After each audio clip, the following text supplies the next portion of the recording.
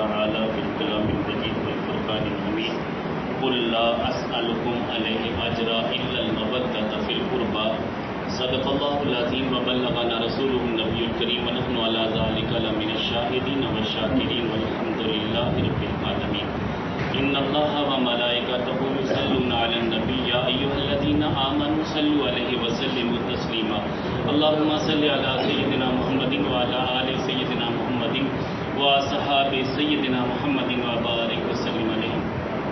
میرے نہایت ہی واجب الاحترام ذی قدر وزیر محترم وزیر محتشم بزرگوں دوستوں، جیسا کہ آپ کو معلوم ہے کہ محرم کا یہ پہلا عشرہ جاری ہے اور آج 2 محرم ہے. اس سے پہلے گزشتہ کل 1 محرم تھی. علماء ذیشان کے خطابات بھی سننے کا موقع ملا. تمام مکاتب فکر، اہل تشیع، اہل دیوبند، اہل حدیث اور اہل سنت بریلوی مسلک کے علماء کا ایک جمع غفیر تھا بلدیہ حال میں. مجھے بھی وہاں شرکت کا موقع ملا اور یقیناً جب علماء کو بندہ قریب سے سنتا ہے تو بہت سارے اختلافات دور ہو جاتے ہیں. تو وہاں پہ چونکہ 1 محرم کی مناسبت سے گفتگو تھی، حضرت عمر بن خطاب رضی اللہ تعالیٰ عنہ کی شہادت کا تذکرہ بھی تھا. امام علی مقام کے شہداء کرب و بلا کے جملہ رفقا کا بھی تذکرہ تھا. خصوصاً شہداء کرب و بلا میں امام علی مقام کا کردار اس پہ بات تھی. تو یقیناً دل خوش ہوا. اگر یہ ظاہری طور پہ جو علماء نے باتیں کی اگر اس پہ وہ ثابت قدم ہیں تو حقیقت میں ہمارے مسالک کے اندر جو اختلافات ہیں وہ فروعی اختلافات ہیں. اہل تشیع کے عالم دین قمر عسکری صاحب نے جو بات کی، انہوں نے حضرت عمر بن خطاب رضی اللہ تعالیٰ عنہ کی سیرت کا بیان کی. تمام صحابہ کے بارے میں انہوں نے کہا کہ 3 ہی ماخذ ہیں. ایک ہے آقا کریم علیہ الصلوۃ والسلام کی ازواج مطہرات، دوسرے صحابہ، تیسرے اہل بیت. بس ان کے علاوہ کسی سے کوئی بندہ دین کی توقع نہ رکھے. یہ 3 ماخذ ہیں ہمارے دین کے، انہی سے ہمیں دین ملا ہے. تو تینوں شان والے ہیں، ان میں تفریق کی کوئی گنجائش نہیں ہے. آقا کریم علیہ الصلوۃ والسلام کی ازواج مطہرات کی بات ہے تو وہ بھی شان والے، اور آقا کریم علیہ الصلوۃ والسلام کے صحابہ کی بات ہے تو وہ بھی ہمارے سر کے تاج.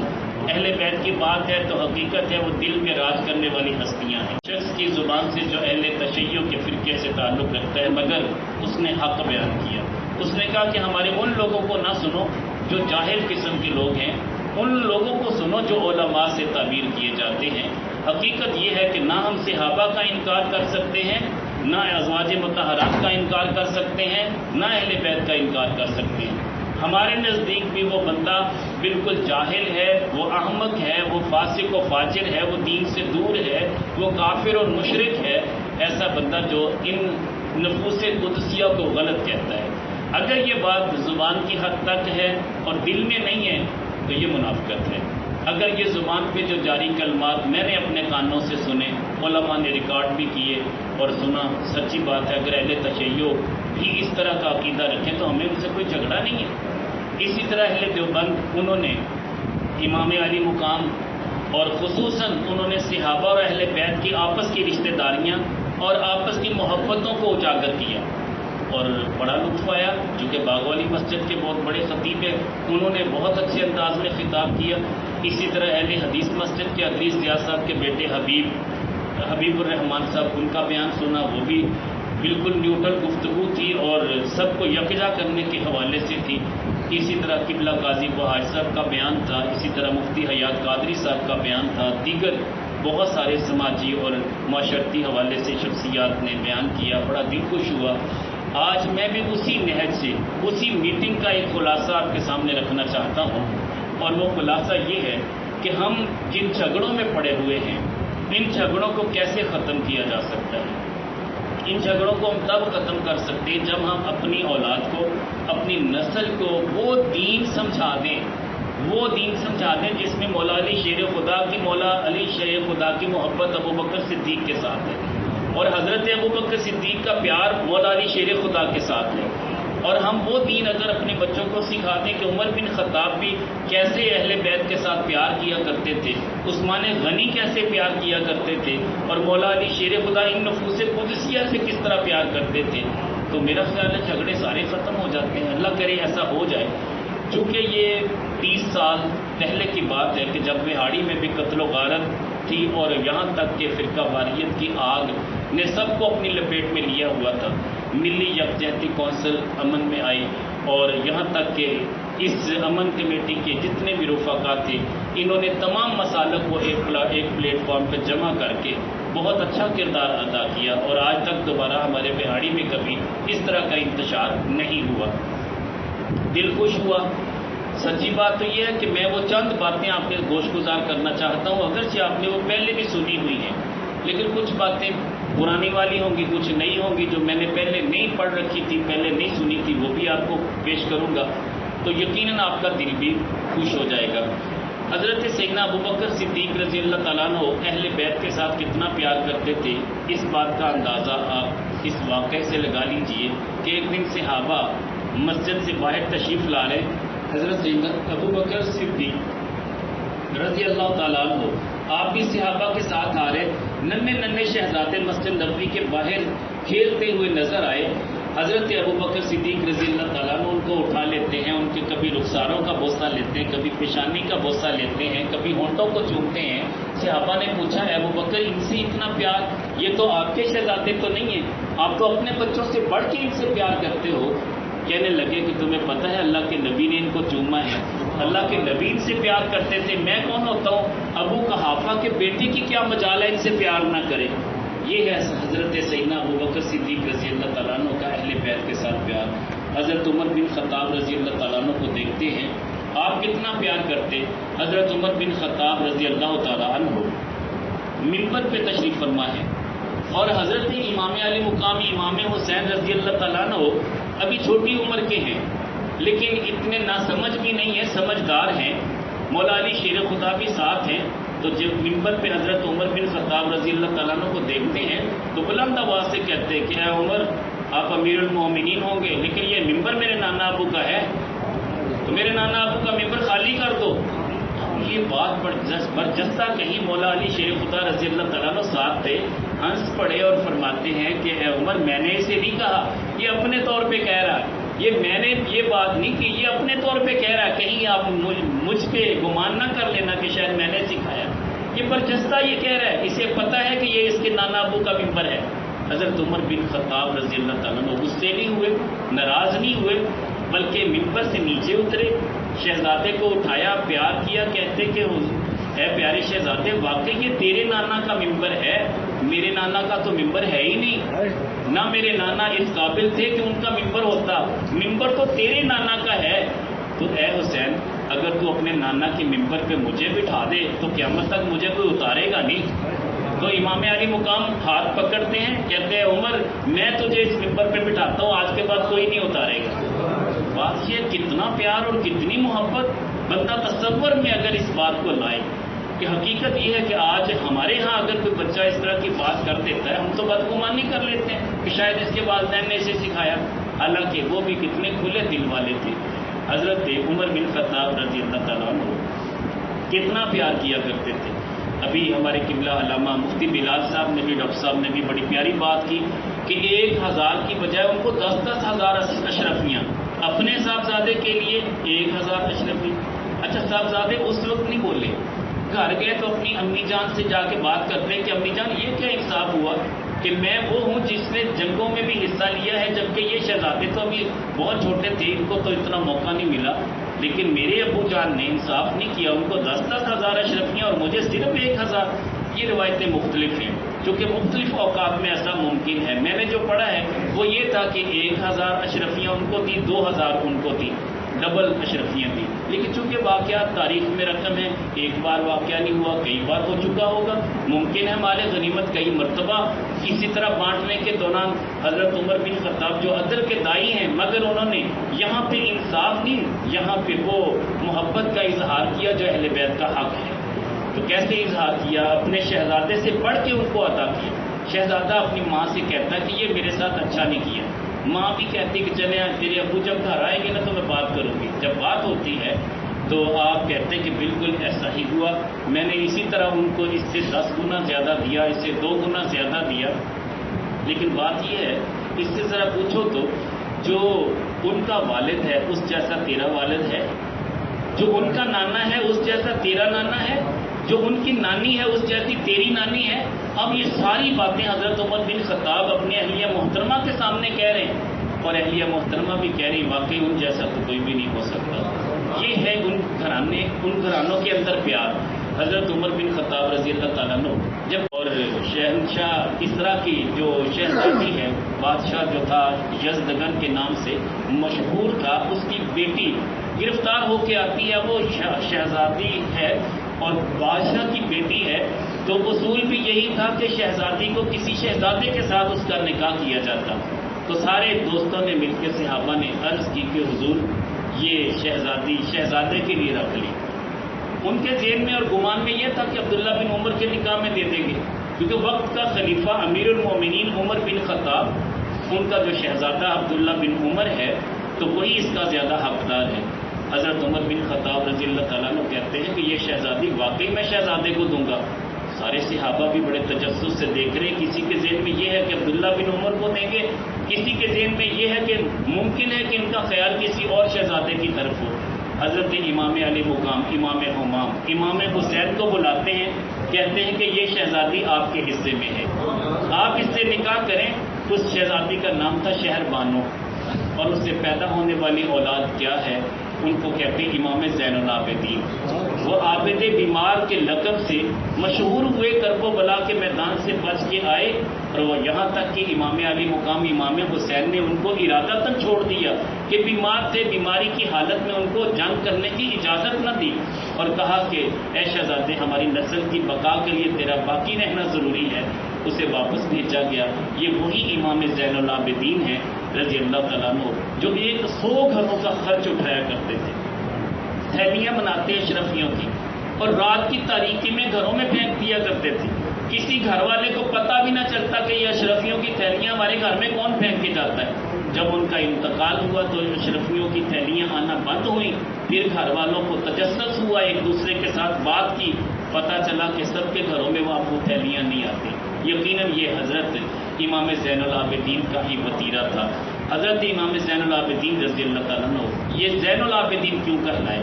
ان کا نام تھا امام علی اوسط. میرے امام نے امام حسین نے اپنے 3 لخت جگر 3 شہزادے ان کا نام رکھا. ایک کا نام رکھا علی اکبر، اور دوسرے کا نام رکھا علی اوسط، تیسرے کا نام رکھا علی اصغر. کسی نے کہا حضور تینوں کے نام علی؟ فرمایا میرے باپ کا نام علی ہے، میں تو اسی کو اجاگر کروں گا نا، اسی کی نسبتوں کو آگے بکھیروں گا نا، تو اس لیے میں نے تینوں کے نام علی پہ رکھے ہیں. تو آج ہم تو اپنے گھروں میں ایسا نہیں کرتے. ہم تو کہتے ہیں ایک نام وہ جی میرے بھائی کے بیٹے کا نام ہے، میری بہن کے بیٹے کا نام ہے. 100 ہم نے ہیلو اجت کر کے وہ کسی پیر صاحب نے بھی بتایا ہو تو اسے بھی کہہ دیتے کہ یہ نام ہم نہیں رکھ سکتے. ہماری فیملی میں تو پہلے 2 بلال موجود ہیں، 2 اویس موجود ہیں، ہم یہ نام کیسے رکھیں؟ حالانکہ وہ اس بات کو نہیں سمجھ پائے کہ نسبت کس کو کہتے ہیں. تو اس کسی اللہ والے کے منہ سے اگر کوئی لفظ نکل جائے تو اس کا پاس رکھنا ہوتا ہے، اور اس ہستی کا اسے فیض ملنا ہوتا ہے. تو ہم یقیناً اپنی مرضی کرنے کے بنا پہ اس فیض سے محروم ہو جاتے ہیں. تو بہرحال کسی نے پوچھا کیسے بلاؤ گے؟ کہنے لگے بڑا ہے علی اکبر کہہ کے بلاؤں گا، درمیان والا اسے علی اوسط کہہ کے بلاؤں گا، چھوٹا ہے اسے علی اصغر کہہ کے بلاؤں گا. تو یہ امام زین العابدین رضی اللہ تعالیٰ عنہ ان کو بھی ملک شام لے کے جایا گیا. دمشق میں یزید کے دربار میں ان کو بھی پیش کیا گیا. اگرچہ بیماری کی حالت میں تھے مگر اس وقت بھی آپ ہمت والے تھے، جوان تھے، جرأت تھے، بہادر تھے. حضرت امام زین العابدین عبادت اس قدر محبت کے ساتھ کرتے تھے، کبھی قیام میں، کبھی رکوع میں، کبھی سجود میں، اور کبھی تلاوت کلام پاک میں. یہاں تک کہ کیفیت یہ ہوتی کبھی پیاس لگتی، لوگ پانی پیش کرتے، آپ پانی پی نہ پاتے، پینے کی کوشش بھی کرتے، آنکھوں سے آبشار کی طرح آنسو رواں ہو جاتے. کہتے کہ اس پانی کی قدر مجھ سے پوچھو کہ پانی کی قدر کیا ہے. حالانکہ یہ وہ شہزادے تھے اگر چاہتے تو اپنا پاؤں زمین پہ مارتے چشمہ جاری ہو جاتا، مگر طاقت ہونے کے باوجود انہوں نے اپنا اختیار استعمال نہیں کیا. یہ وہ شہزادے ہیں. امام زین العابدین رضی اللہ تعالیٰ عنہ ان کا بہت بڑا مرتبہ ہے. ان سے یہ نسل چلی امام حسین رضی اللہ تعالیٰ عنہ کی. ہم یہ جو اکثر کہتے ہیں کہ فلاں جو ہے حسنی حسینی سید ہے، ہمیں سچی بات ہے اتنا ہی پتہ ہے کہ شہداء کرب و بلا میں سے اگر ایک ہی بچنے والا تھا وہ عابد بیمار امام زین العابدین تھا، جبکہ ہم بھول جاتے ہیں حضرت امام حسن کی اولاد میں سے حضرت حسن مثنیٰ وہ بھی باقی بچے تھے اور ان کو بھی اسی طرح محفوظ رکھا گیا. ان سے حضرت امام حسن کی اولاد چلی تھی. بعض کہتے ہیں کہ اس وقت وہ وہاں پہ کرب و بلا کے میدان میں موجود نہیں تھے، وہ الگ کسی مقام پہ موجود تھے، دمشق میں تھے، وہاں سے ان کو بلایا گیا. بعض کہتے ہیں کہ ایسا نہیں تھا، وہ بھی کرب و بلا کے میدان میں موجود تھے، لیکن حضرت حسن مثنیٰ کو بھی اسی طرح محفوظ رکھا گیا تاکہ وہ نسل بھی باقی رہے. اور بہت بڑے عالم دین ہیں وہ، خاص طور پہ میں نے ان عالم دین کو، ان بزرگوں کو میں نے سنا جو قبلہ علامہ خادم رضوی رحمۃ اللہ علیہ ان کے اساتذہ میں سے ہیں. انہوں نے بیان کیا کہ امام حسن مثنیٰ بھی کرب و بلا کے میدان میں شامل تھے.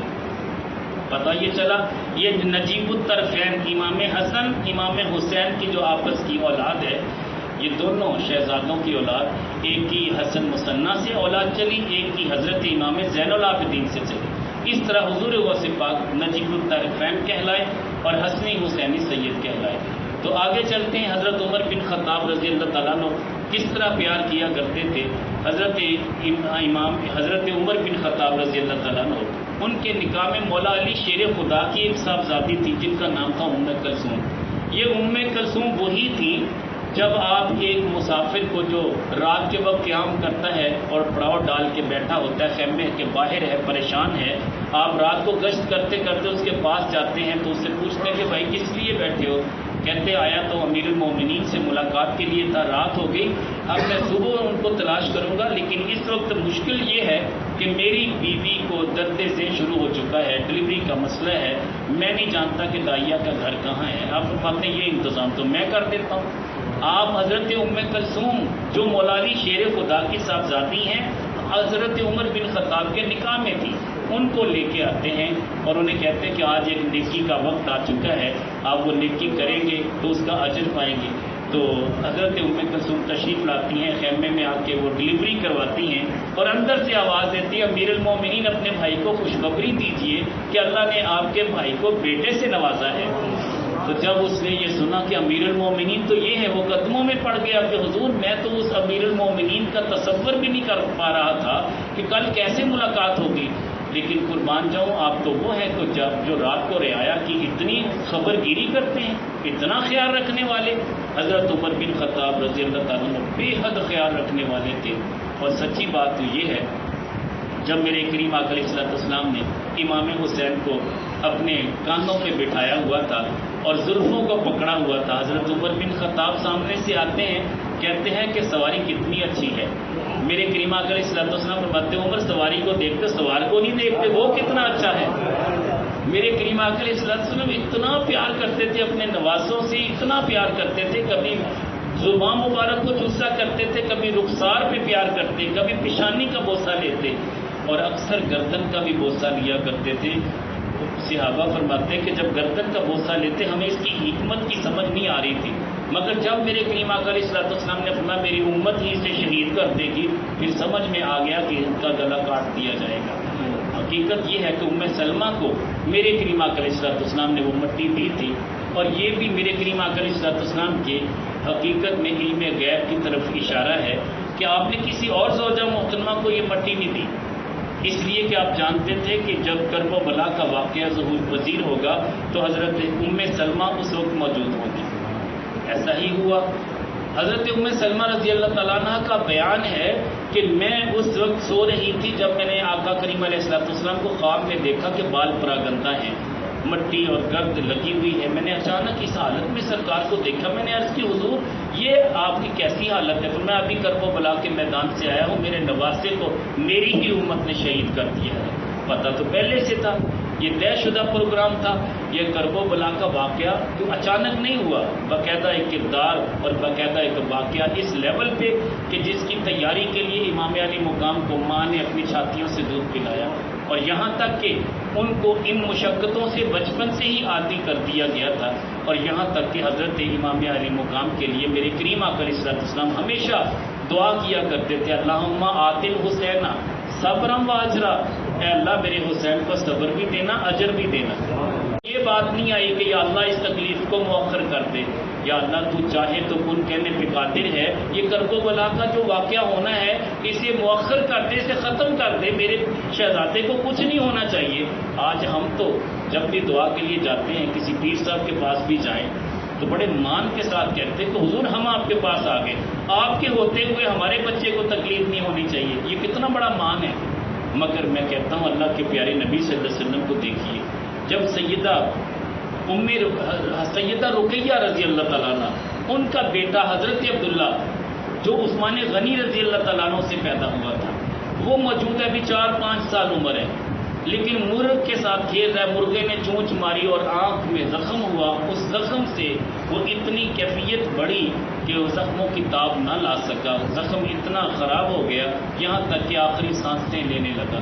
حضرت رقیہ نے جب کہلا بھیجا کہ میرے حضور کو بلائیں تو آقا کریم علیہ السلام نے فرمایا کہ اے رقیہ صبر سے کام لو، یہ اللہ کے معاملات ہیں، اللہ جو چاہتا ہے بہتر چاہتا ہے، اللہ جو کرتا ہے بہتر کرتا ہے۔ حضور ہم نے بھی اس قابل اپنے آپ کو کرنا ہے۔ یقیناً ہمارے ہاں بڑی آزمائشیں ہوتی ہیں، بڑا امتحان ہوتا ہے، اپنے بچے ہر کسی کو پیارے ہوتے ہیں، مگر سرکار سے بڑھ کے پیار کسی نے نہیں کیا، سرکار سے بڑھ کر کسی نے اپنے نواسوں سے بھی پیار نہیں کیا ہوگا، مگر اس پیار کے باوجود سرکار دعائیں کیا دے رہے کہ مالک اس امتحان میں میرے بیٹے کو کامیاب کر دینا۔ تو امام علی مقام کو یہ مرتبہ نصیب ہوا، اتنے بڑے مرتبے پہ فائز ہیں۔ اور ایک بار ایسا بھی ہوا کہ یہ شہزادے آپس میں کھیل رہے ہیں، بڑی پیاری بات ہے، حضرت عمر بن خطاب ان کا شہزادہ عبداللہ بن عمر بھی ہے، اور ادھر امام حسن امام حسین بھی اکٹھے کھیلتے کھیلتے آپس میں چھوٹی سی شکل رنجی ہوئی، تو یہ دونوں شہزادے کہتے ہیں آرام سے بیٹھو، تم پتہ کون ہو؟ ہمارے خادم کے بیٹے ہو، ہمارے خادم کے بیٹے ہو، ہمارے ساتھ مقابلہ کرتے ہو۔ بس یہ جملہ سنا حضرت عبداللہ بن عمر رضی اللہ تعالیٰ عنہ جو عاشق رسول تھے، اس وقت بچپنا تھا، حضرت عمر بن خطاب رضی اللہ تعالیٰ عنہ کی بارگاہ میں پہنچتے ہیں، جب پہنچتے ہیں جا کے کہتے ہیں کہ ابو جان آج عجیب ماجرا ہوا، مجھے بڑا تانا دیا انہوں نے۔ میں بیٹا سچ بتاؤ یہ کہا؟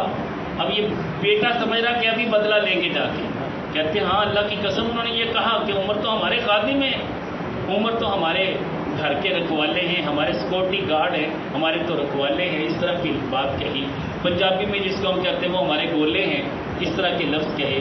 میں کہتا ہوں کہ یار لفظ جو بھی تھے عربی میں تھے، ترجمہ ان کا یہی بنتا ہے کہ ہمارے خادم ہیں۔ حضرت عمر بن خطاب کہتے ہیں کہ اس بات کی تصدیق کرو گے؟ کہنے لگے میں تیار ہوں۔ آپ ان کو ساتھ لے کے جاتے ہیں، دونوں شہزادوں سے ملاقات کرتے ہیں، شہزادے بھی کتنے سچ بولنے والے تھے۔ جب پوچھتے کہ حسن و حسین تم نے یہ بات کہی؟ کہتے ہاں ہم نے کہی ہے۔ اس لیے کیا آپ ہمارے نانا ابو کے خادم نہیں ہیں؟ عرض کی کہ شہزادوں واقعی تم نے یہ بات کہی ہے؟ مجھے یہ لکھ کے دے دو نا۔ حضرت امام عالی مقام سے حضرت عمر بن خطاب کہتے ہیں اکتب بخطک، اپنے قلم سے لکھ کے دے دے مجھے، یہاں تک کہ یہ لکھ کے دیتے ہیں کہ عمر ہمارا خادم ہے۔ عمر کہتے ہیں بس اب میں نجات پا گیا، جب قیامت کا دن ہوگا اس وقت بھی میں یہ دستاویز میں پیش کروں گا، اور بلکہ آپ نے وصیت فرمائی کہ جب میں دنیا سے چلا جاؤں تو پھر یہ کفن میں رکھ دینا، اگر قبر میں بھی مجھے ضرورت پڑے تو میں یہ سرٹیفکیٹ دکھا سکوں کہ میں تو ان سے ایک تصدیق شدہ سند لے کے آیا ہوں، میں ان کا خادم ہوں۔ حضور والا بہت پیار کرتے تھے، حضرت عثمان غنی رضی اللہ تعالیٰ عنہ کو دیکھتے، حضرت عثمان غنی کے ساتھ پیار کتنا۔ جب بلوائیوں نے ارد گرد گھیرا ڈالا ہوا تھا تو سیکورٹی گارڈ کون تھے؟ امام حسن امام حسین تھے۔ مولا علی شیر خدا رضی اللہ تعالیٰ عنہ نے دونوں شہزادوں کو وہاں بٹھایا تھا، لیکن جب آپ کی شہادت ہو گئی کہ وہ مخالفین جو تھے سازش کے طور پہ پچھلی طرف سے داخل ہوئے اور امام حضرت امیر المومنین عثمان غنی کو شہید کر دیا گیا۔ اب مولا علی شیر خدا رضی اللہ تعالیٰ عنہ آتے ہیں، وہ پیار سے بات نہیں کرتے بلکہ دونوں شہزادوں کو بعض روایتوں میں آتا ہے کہ آپ نے تھپڑ مارے کہ تمہارے ہوتے ہوئے میرے بھائی عثمان کو کسی نے تکلیف کیوں دے دی، کیوں شہید کر دیا، یہ روایت میں آتا ہے۔ کہنے کا مطلب یہ ہے کہ یہ اتنا پیار تھا۔ ایک بار یقین کریں حیران کن واقعہ ہے، حضرت عثمان غنی رضی اللہ تعالیٰ عنہ کا وہ واقعہ تو آپ کو معلوم ہے کہ آپ کو جب صلح حدیبیہ کے لیے بھیجا اور کفار نے کہا کہ آپ کے احسانات ہیں، آپ اس طرح کریں کہ اس کا بدلہ یہ ہے کہ کم از کم آپ طواف کر لیں۔ آپ نے اپنے احرام کی چادر ایسے کر لی کہ میں تو اس کعبہ کو دیکھوں گا بھی نہیں جسے میرے محبوب نے نہیں دیکھا۔ یہ بات یہاں تک نہیں ہے، آگے بھی ہے امام علی مقام امام حمام امام حسین رضی اللہ تعالیٰ عنہ حضرت عثمان غنی رضی اللہ تعالیٰ عنہ کے ساتھ عمرے کے لیے تشریف لے جاتے. چلتے چلتے مدینہ طیبہ سے چلے، مکہ المکرمہ میں سفر اتنا ہے کہ 16 دن کا سفر ہے. روایت میں آتا ہے کہ 8 دن کا سفر بھی تھا. اگر گھوڑوں پہ جاتے تو 8 دن کا، اونٹوں پہ سفر کرتے تو 16 دن کا سفر. اتنا سفر طے کرنے کے بعد جب ابھی حرم کے قریب پہنچتے ہیں، مکہ سے ابھی باہر ہی ہیں، تو کیفیت یہ کہ امام علی مقام کو بخار آ گئی. اب امام حسین رضی اللہ تعالیٰ عنہ کو بخار ہے. اس بخار کی وجہ سے حضرت امام علی مقام چلنا مشکل ہو چکا ہے، سواری پہ بیٹھنا بھی مشکل ہے، پڑاؤ ڈال دیا جاتا ہے. حضرت امام علی مقام کہتے ہیں کہ میں یہاں آرام کرتا ہوں، اے عثمان آپ باقی قافلے کو بھی لے جائیں اور جا کے آپ طواف کر لیں. عثمان غنی رضی اللہ تعالیٰ عنہ کیا پیارا جواب دیتے ہیں. کہتے ہیں کہ اے شہزادہ، اے نواسہ رسول، میں نے تو اس وقت بھی طواف نہیں کیا تھا، اب میں تمہارے بغیر طواف کیسے کر سکتا ہوں. روایت میں آتا ہے کہ 4 دن اسی مقام پہ حضرت عثمان غنی رضی اللہ تعالیٰ عنہ باقاعدہ رہتے ہیں اور ان کی تیمارداری میں لگے رہتے ہیں. کہتے ہیں اے امام حسین، جب تک آپ طواف نہیں کریں گے عثمان بھی طواف نہیں کریں گے. یہ ہے نسبت، حقیقت ہے، ورنہ اجازت تو مل رہی تھی لیکن نہیں گئے. تو روایت میں آتا ہے کہ مولا علی شیر خدا رضی اللہ تعالیٰ عنہ کو اطلاع دی گئی. پھر مولا علی شیر خدا تشریف لائے، ان کی موجودگی میں پھر باقاعدہ طواف کیا گیا.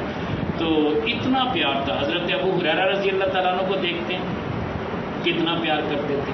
ایک دن ایسا ہوا کہ دونوں شہزادے سوئے ہوئے، لیکن بچے جیسے گلی میں کھیلتے ہیں تو مٹی لگ جاتی، پاؤں مٹی لگی ہوئی ہے، دونوں پاؤں مٹی سے گرد آلود ہیں. حضرت ابو ہریرہ رضی اللہ تعالیٰ عنہ کو لوگوں نے دیکھا، صحابہ نے دیکھا کہ آپ اپنا امامہ اتارتے ہیں اور دونوں شہزادوں کو سوئے ہوئے ہیں، دونوں کو سونے کے دوران ان کے پاؤں سے اپنے امامے سے مٹی جھاڑ رہے ہیں.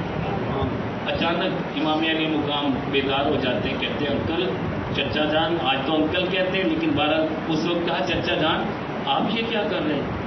کہتے کہ اے شہزادے تمہیں پتہ ہے کہ تمہارا مرتبہ کتنا ہے، میں تو تمہارا خادم ہوں. اور بعض اوقات صحابہ فرماتے ہیں کہ حضرت ابو ہریرہ رضی اللہ تعالیٰ عنہ جو 5000 حدیثوں کے راوی ہیں، وہ مسجد نبوی میں تشریف فرما ہوتے. جب یہ شہزادے مسجد میں کبھی آ جاتے تو یہ اٹھ کے کھڑے ہو جاتے، ان کا استقبال کرتے، ہاتھوں کا بوسہ لیتے، پھر اس طرح کرتے، اپنا امامہ کھول کے ان کے پاؤں سے مٹی جھاڑا کرتے تھے، صاف کیا کرتے تھے. سارے صحابہ دیکھ رہے ہوتے تھے کہ ابو ہریرہ کیا کر رہے. سیدنا ابو ہریرہ رضی اللہ تعالیٰ عنہ ہر نماز کے بعد دعا کیا کرتے تھے، مالک و مولا، جو سن 60 ہجری میں تیرے پیارے حبیب صلی اللہ علیہ وسلم نے ارشاد فرمایا کہ میرے اس نواسے کو میری امت شہید کر دے گی. اے باری تعالیٰ مجھے اس واقعے کے رونما ہونے سے پہلے دنیا سے بھیجا، کیونکہ میں وہ واقعہ دیکھ نہیں پاؤں گا. یہ حضرت ابو ہریرہ رضی اللہ تعالیٰ عنہ کی دعا ہوا کرتی تھی. پتہ یہ چلا کہ ہم اگر نیوٹرل ہو کے اس طرح پیار کریں، حضرت علی رضی اللہ تعالیٰ عنہ کے ساتھ جس طرح پیار تھا سارے صحابہ کا. اور میں حیران تھا کہ قمر عسکری صاحب جو اہل تشیع کے بہت بڑے علامہ صاحب ہیں اور بہاڑی کے مطلب اعلیٰ سطح پہ وہ عالم دین ہیں، انہوں نے بڑی پیاری بات کی. وہ کہتے ہیں کہ امام علی مقام کا تذکرہ تو سارے کرتے ہیں. وہ کہتے ہیں کہ امام علی مقام کا تذکرہ کرب و بلا کی حد تک کیا جاتا ہے، بچپن بتایا جاتا ہے، کرب و بلا کا واقعہ بیان کیا جاتا ہے، اس کے درمیان جوانی کیوں نہیں بتائی جاتی، وہ بھی بیان کی جائے. وہ کہتے ہیں مولا علی شیر خدا رضی اللہ تعالیٰ عنہ کی خلافت کے لیے خلیفہ بلا فصل کا دعویٰ تو کیا جاتا ہے، لیکن کبھی یہ بھی سوچا کہ یہ جو 3 خلفاء ہوئے، ابو بکر و عمر اور عثمان غنی رضی اللہ تعالیٰ عنہ، یہ تینوں خلفاء کی موجودگی میں کیا حضرت علی اور مرتضیٰ شیر خدا رضی اللہ تعالیٰ عنہ مدینہ طیبہ چھوڑ گئے تھے؟ سوال یہ پیدا ہوتا ہے کہ نہیں چھوڑ کے گئے تھے. کیا آپ نے کبھی ابو بکر صدیق کے پیچھے نماز نہیں پڑھی تھی؟ سوال یہ پیدا ہوتا ہے پڑھی تھی، بالکل پڑھی تھی. اور پھر عمر بن خطاب کے پیچھے نمازیں پڑھی، عثمان غنی کے پیچھے نمازیں پڑھی. اگر مولا علی شیر خدا رضی اللہ تعالیٰ عنہ ان کے ساتھ کوئی ناراضگی رکھتے، کوئی دشمنی رکھتے تو ان کے پیچھے نمازیں کیوں پڑھتے؟ پتہ یہ چلا کہ ان کی آپس میں ناراضگیاں نہیں تھی، ہم نے ناراضگیاں بنائی ہیں. اسی طرح باغ والی مسجد کے جو 58 سال عمر ہے حضرت امام علی مقام کی، 58 سال کے اندر ہم نے شہداء کرب و بلا کا واقعہ بیان کیا ہے یا بچپنا بیان کیا؟ درمیان کیوں بیان نہیں کرتے؟ یہ امام حسن، یہ امام حسین، یہ تو وہ ہیں جنہوں نے جوانی میں بھی ان صحابہ کے ساتھ پیار کر کے دکھایا ہے. جوانی میں بھی اتنا پیار کرتے تھے، اتنا پیار کرتے تھے، اور وہ صحابہ بھی ان سے اتنا پیار کرتے تھے. حضرت عمر بن خطاب رضی اللہ تعالیٰ عنہ موجود ہیں، اور یہاں تک کہ ملاقات ہو رہی کسی وفد کی، ایک خاص میٹنگ ہے، کمرے کے اندر بند میٹنگ ہے، آپ کا شہزادہ عمر، عبداللہ بن عمر، وہ ملنا چاہ رہا ہے، لیکن باہر کھڑا ہے. کہنے والے نے کہہ دیا کہ اندر میٹنگ خاص لوگوں کی جاری ہے، تو لہذا شہزادے آپ بھی ٹھہرے، انتظار کریں، آپ کے ابو جان ابھی فارغ نہیں ہیں. یہ کس کی بات ہے؟ عبداللہ بن عمر کی.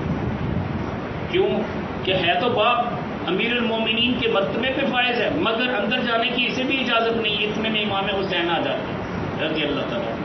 جب وہ تشریف لاتے ہیں تو پوچھتے ہیں کہ عبداللہ بن عمر آپ کیسے کھڑے؟ کہنے لگے ابو جان سے ملاقات کرنی تھی، لیکن خاص لوگوں کی میٹنگ ہے، تو میں پھر اندر اس لیے نہیں گیا کہ اندر سے پیغام یہی تھا کہ ابھی ٹھہرو، صبر کرو. تو امام علی مقام نے جب یہ سنا تو وہ بھی واپس چلے گئے، اور واپس اس لیے چلے گئے تاکہ جب ان کا اپنا شہزادہ اندر نہیں جا سکتا تو میں کیسے جاؤں گا. واپس چلے گئے. اور یہ بات حضرت عمر بن خطاب رضی اللہ تعالیٰ عنہ کو پتہ چلی. حضرت عمر بن خطاب رضی اللہ تعالیٰ عنہ کہتے ہیں کہ شہزادے تجھے تو منع کیا تھا، تو کون ہوتا ہے کہ شہزادہ آئے، اللہ کے نبی کا نواسا آئے، اور تو اسے منع کر دے؟ تو اسے اپنے جیسا جانتا ہے، تجھے پتہ ہے اس کی شانیں کیا ہیں. روایت میں آتا ہے کہ حضرت عمر بن خطاب امام علی مقام، امام حمام، امام حسین کے گھر تشریف لے جاتے ہیں. کہتے ہیں شہزادے آپ کے لیے کیا رکاوٹ ہے؟ یہ سارا معاملہ تو آپ ہی کا ہے، ہم سارے آپ ہی کے تو خادم ہیں، آپ کو پوچھنے کی حاجت کیا تھی؟ آپ فرماتے ہیں کہ حضور میں نے کہا اگر آپ کا شہزادہ کھڑا ہے انتظار میں تو پھر میں بھی تو انتظار کر لوں نا. ادب یہی تھا. اب یہ کتنا پیار کرتے اور وہ کتنا پیار کرتے. سچی بات یہ ہے کہ اگر ہم ان باتوں کو اپنی نسلوں کے ذہنوں میں ڈال دیں گے تو یقیناً اختلاف ختم ہو جائیں گے. اختلاف اس وقت تک باقی رہتا ہے کہ جب ہم دل میں کچھ اور ہو، ظاہری طور پہ زبان پہ کچھ اور ہو، جس کو ہم کہتے ہیں کہ جناب اہل تشیع تقیہ کر لیتے ہیں. بھئی میں نے تو اہل تشیع کے بعض جو اتھینٹک علماء ان کو سنا، وہ اپنے ہی لوگوں کی اصلاح کے لیے اس طرح کی باتیں کرتے ہیں، بالکل ایسے ہی جیسے ہم اپنے مزارات کے حوالے سے اکثر بات کرتے ہیں کہ جو جاہل لوگ ہیں وہ مزاروں کو سجدے کرتے ہیں، جو عقل مند ہیں، جو صحیح عالم دین ہیں، وہ تو مزار کو چومنے سے بھی منع کرتے ہیں. وہ کہتے ہیں اگرچہ چومنا روا ہے، جائز ہے، مگر پھر بھی احتیاط اسی میں ہے. امام عشق و محبت نے فتویٰ دیا. امام احمد رضا خان بریلوی رحمۃ اللہ علیہ فرماتے ہیں 8 ہاتھ پیچھے کھڑے ہوا کرو تاکہ کسی کو یہ شبہ بھی پیدا نہ ہو کہ مزاروں کو چومتے ہیں یا سجدہ کرتے ہیں. دیکھنے والا یہ گمان نہ کر لے کہ یہ سجدہ کر رہے ہیں. تو احتیاط اسی میں ہے. لیکن اگر کوئی چومتا بھی ہے، عقل مند ہے، سمجھدار ہے، باشعور ہے، اچھے لوگوں کے سامنے بوسہ لیتا ہے، اس میں کوئی قباحت بھی نہیں ہے. اس لیے کہ حضرت ابو ایوب انصاری رضی اللہ تعالیٰ عنہ نے بھی چوما ہے. تو لہٰذا کہنے کا مطلب یہ کہ حضرت عمر بن خطاب رضی اللہ تعالیٰ عنہ، آخری بات عرض کر رہا ہوں، مجھے احساس ہے کہ گرمی کا موسم بھی ہے لیکن باہر تو ماشاءاللہ رونق لگی ہوئی ہے، اللہ خیر کرے. آخری بات میں نے کل بھی بیان کی تھی، مجھے بڑی اچھی لگی. آپ کے گوش گزار اس لیے کرنا چاہوں گا کہ اپنے عقیدے کو بہتر بنا لیں. عقیدہ کیا ہے؟ عقیدہ یہ کہ ہم مزارات کو چومتے ہیں. لوگ کہتے ہیں کہ یہ شرک ہو گیا، حالانکہ شرک نہیں ہے. شرک ہوتا ہے کسی ایک کاروبار میں 2 بندے شریک ہوں، ایک جیسا نفع نقصان اس کا برابر ہو، تو اس کو ہم شرک کہتے ہیں، شراکت کہتے ہیں. اب اللہ کی تو قبر ہے نہیں، اللہ قبر سے پاک ہے. جب اللہ کی قبر ہی نہیں ہے تو پھر شرک کیسے ہوگا؟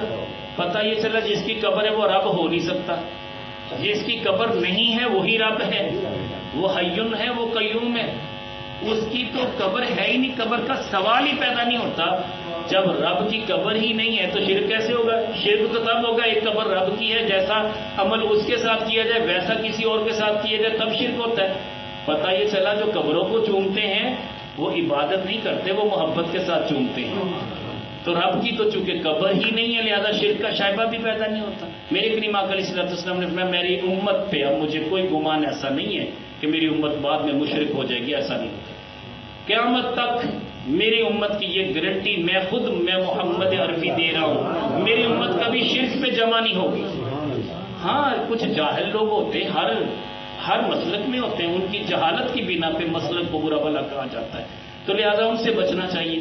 رہا یہ کہ آگے بہت اچھے وہ ایک عالم دین ہے، وہ بڑی پیاری بات کرتے، وہ کہتے ہیں کہ حدیث نمبر 92 ہے بخاری شریف میں، حضرت عمر بن خطاب رضی اللہ تعالیٰ عنہ بڑے قد و قامت والے ہوا کرتے تھے، اور اتنے قد و قامت والے ہوا کرتے تھے کہ حضرت عمر بن خطاب رضی اللہ تعالیٰ عنہ کا قد یہ 36 انچ سینہ چوڑا ہوا کرتا تھا، آپ سینہ بھی اتنا چوڑا، اور روایت میں آتا ہے کہ آپ کا انگوٹھا اتنا چوڑا تھا جیسے ہماری ہتھیلی ہے، اگر وہ اپنے انگوٹھے سے ہماری ہتھیلی پہ اس طرح نشان لگائے تو ہماری ساری ہتھیلی پہ ان کا انگوٹھا بمشکل مطلب یہ کہہ لیں کہ پورا آئے، ہتھیلی سے بھی بڑا ہوتا تھا۔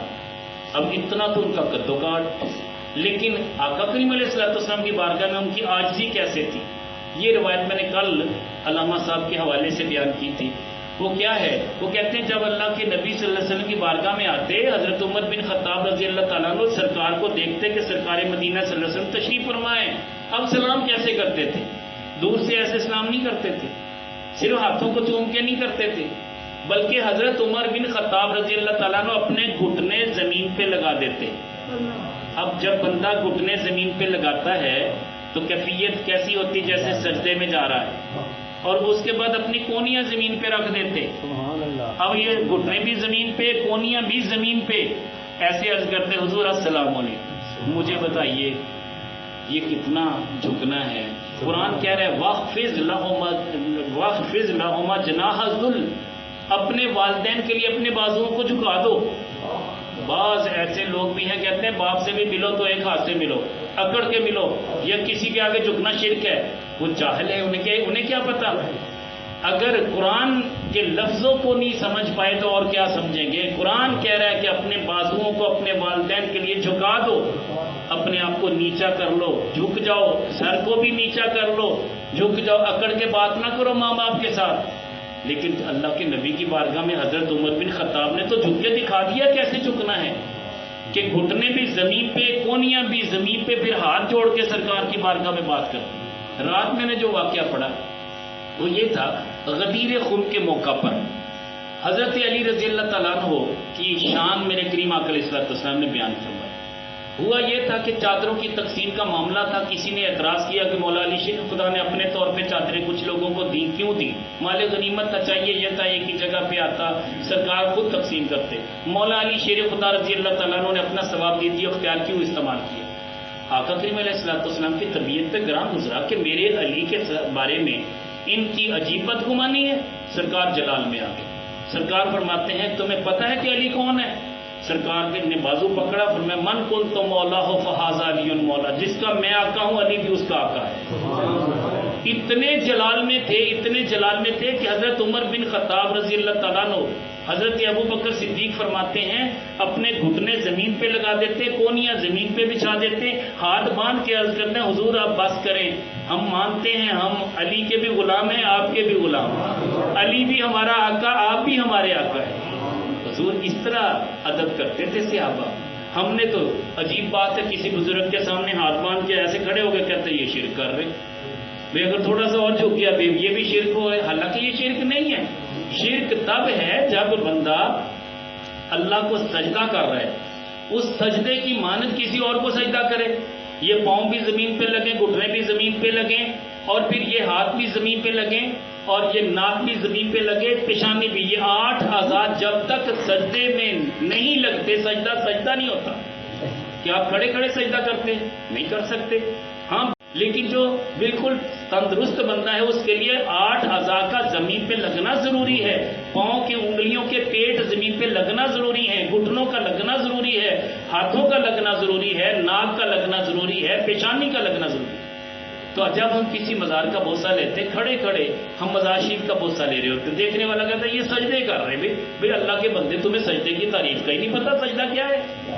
تو سجدہ تو یہ ہے کہ بندے کے 8 اعضاء زمین پہ لگیں، سجدے کی نیت بھی ہو۔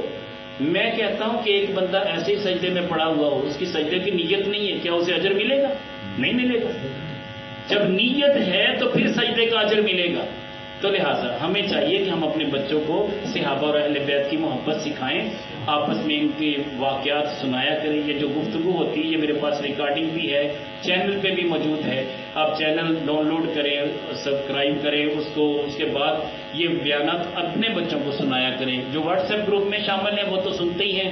کوشش کریں کہ اپنے حد تک نہ رہیں.